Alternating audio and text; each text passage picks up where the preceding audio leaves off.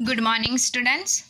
12वीं वाले बच्चे, सिद्धि हिंदी विद्यालय के इस ऑनलाइन क्लासेस में आपका स्वागत है।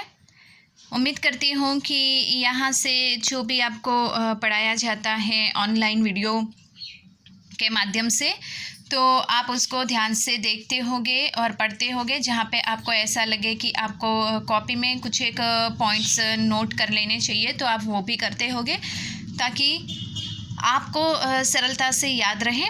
अब यहाँ पे हिंदी सब्जेक्ट के भीतर हमारा ये जो दूसरा लेसन चल रहा है, इस लेसन में हम लोग ने यहाँ पे सबसे पहले तो काव्य का शीर्षक है पतंग, और ये जो रचयिता है कवि आलोक धनवा, उसका भी परिचय हमने किया।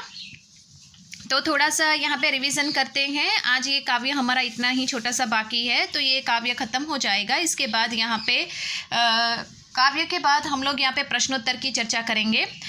तो जैसे जैसे यहाँ पे हमने देखा कि रिवीजन में हम सबसे पहले देखते हैं कि जैसे कि पतंग तो किस प्रकार से भादों की मौसम ख़त्म हो जाती है, और फिर शरद ऋतु एक चमकीली साइकिल के ऊपर उसका मानवीयकरण यहाँ पे उसकी मनुष्य के साथ तुलना हुई है, और साइकिल के ऊपर बैठकर किस प्रकार से वो आता है पृथ्वी पर पुलों के ऊपर से गुजरते हुए, और आकर वो पृथ्वी के बच्चों को एक संकेत देता है सुबह में जल्दी उठकर पतंग उड़ाने का।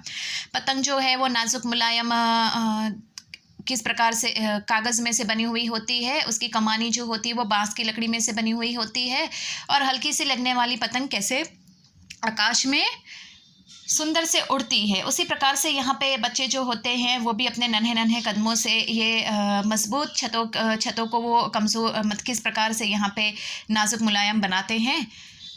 उनके नन्हे कदमों से वो किस प्रकार से यहाँ पे छतों की किनारियों पर चढ़कर वो पतंग उड़ाने का साहस करते हैं, हिम्मत करते हैं। लेकिन ज़रासर हमें ऐसा अपने जीवन में व्यवहार में ऐसा नहीं करना चाहिए, क्योंकि उससे जान का खतरा हो सकता है। यहाँ पे ये चित्र मैंने कल आपको दिखाया था, वापस आज आपको ये चित्र दिखा रही हूँ। देखिए यहाँ पे जैसे कि यहाँ पे शरद ऋतु, तो शरद ऋतु किस प्रकार से साइकिल के ऊपर बैठकर, चमकीली साइकिल के ऊपर बैठकर पुलों पे से गुजरते हुए वो कैसे शहर में आता है, गाँव में आता है, और किस प्रकार से यहाँ पे बच्चे जो है उनको जगाता है, संदेश देता है क्या करने के लिए, पतंग उड़ाने के लिए। बच्चे भी सुबह के समय छतों के किनारियों पर चढ़कर, देखो यहाँ पे दिखाया गया है ना किस प्रकार से वो चढ़कर पतंग उड़ाते हैं, और पतंग की डोर ने जैसे बच्चों को थाम के रखा है, उनके साहस को थाम कर रखा है। करीबन यहाँ तक का हमने देखा था बच्चे की किस प्रकार से। यहाँ पे कहने का तात्पर्य सिर्फ इतना है कवि का कि बच्चे भी इस पतंग की तरह नाजुक मुलायम होते हैं, बच्चों की भावनाएँ भी यहाँ पे पतंग के कमाने की तरह नाजुक मुलायम होती हैं। अब यहाँ से थोड़ा बच्चों और आगे बढ़ते हैं, ये थोड़ा सा ही बाकी है, उसको हम देख लेते हैं। अगर वे कभी गिरते हैं छतों के खतरनाक किनारों से और बच जाते हैं, तब तो और भी निडर होकर सुनहले सूरज के सामने आते हैं। पृथ्वी और भी तेज घूमती हुई आती है उनके बेचैन पैरों के पास। अब यहाँ पर एक बात बताई गई है कि जैसे कि कवि हमें कहना चाहते हैं इन पंक्तियों के माध्यम से कि ये जो बच्चे होते हैं, ये बच्चों की भावनाएं, ये बच्चों का विश्वास, ये बच्चों की उनकी सोचने की स्थितियाँ, ये जो नाजुक मुलायम उनके नन्हे नन्हे पैर जो होते हैं वो किस प्रकार से धरती के ऊपर पड़ते हैं। कवि कहना चाहते हैं कि अगर कभी छतों के ये खतरनाक जो किनारे होते हैं उनके ऊपर चढ़कर वो कभी कभी साहस करते हैं। वैसे तो मैं आपको ये सलाह देती हूँ, हमें ऐसा बिल्कुल नहीं करना। हर एक वीडियो में मैंने बार बार आपको कहा है कि पतंग की त्यौहार आता है, उससे पहले हम लोग पतंग उड़ाएं, तो कभी भी हम पतंग उड़ाए बच्चों तो छतों की किनारियों से दूर रहें। ऐसा मैंने हमेशा आपसे कहा है, अभी भी कहती हूँ कि छतों की किनारियों से दूर ही रहना चाहिए।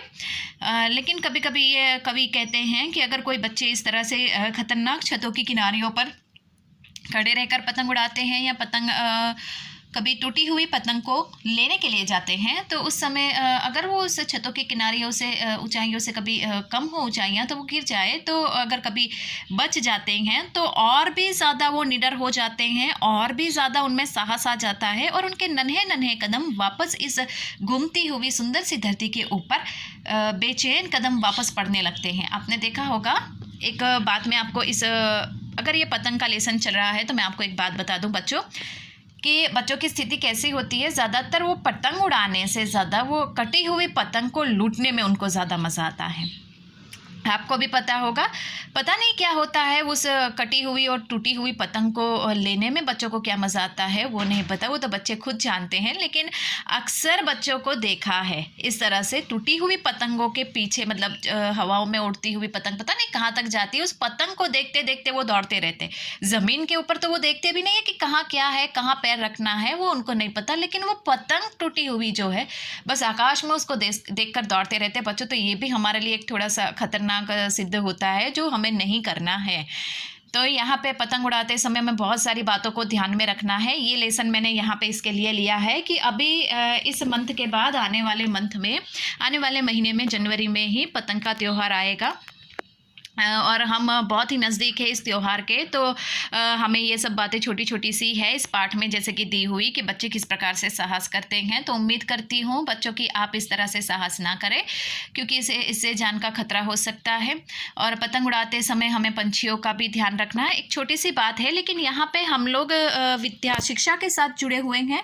तो अर्थात ये शिक्षा जो है हमें किसी भी इंसान अर्थात किसी भी प्राणी, जानवर, पशु पक्षियों की जान लेना नहीं सिखाता है। तो उस टाइम पे ऐसा नहीं है पतंग नहीं उड़ाना है बच्चों, पतंग उड़ाना है, लेकिन हमें पंछियों का भी ख्याल रखना है। क्योंकि पंछी, इंसान, हमारे पैर है, आपने देखा होगा हम पैरों से चलते हैं, हम सबको पता है। लेकिन अगर ज़मीन हमसे छीन ली जाए तो हमें कैसा महसूस होगा। अभी आपको पता है कि 3-4 महीने हम घर में रहे, तो हाँ, घर से बाहर निकलना बंद हो गया, तो हमारी स्थिति कैसी घर के अंदर रह रह कर हो गई थी।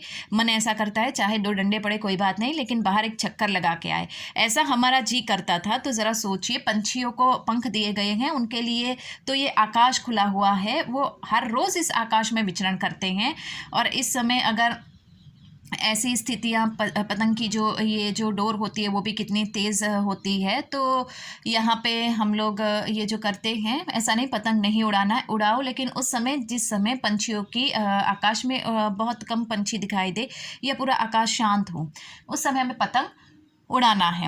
ऐसे समय नहीं उड़ाना, क्योंकि सुबह के समय, शाम के वक्त पंछियों के आकाश में आना जाना ज़्यादा रहता है, तो हमें उनका भी ध्यान रखना है बच्चों। तो ये शिक्षा के साथ जुड़ी हुई बात है। और अपना भी ख्याल रखना है, छतों की किनारियों से दूर रहना है और टूटी हुई पतंगों के पीछे नहीं भागना है। इतनी सी बातें हमें ध्यान में रखनी है, ठीक है।